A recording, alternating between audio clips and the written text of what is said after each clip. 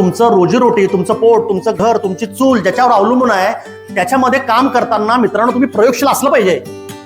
तुम्ही त्या संदर्भात गटचर्चा केली पाहिजे. जे तज्ञ लोक आहेत त्यांच्याशी विचार विनिमय केला पाहिजे.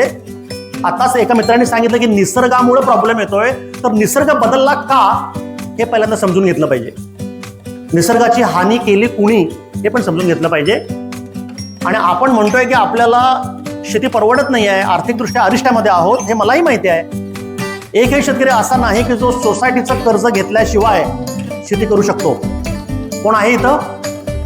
विदाऊट सोसायटीच्या कर्जाशिवाय शेती करणार न परवडण्यामागची कारण मित्रांनो मी तुम्हाला सांगतो. तुमचीही काय कारण असेल तर मला सांगा. आपण उत्पन्न जास्त यावं म्हणून रसायनाचा भडीमार करतोय रानात, बरोबर?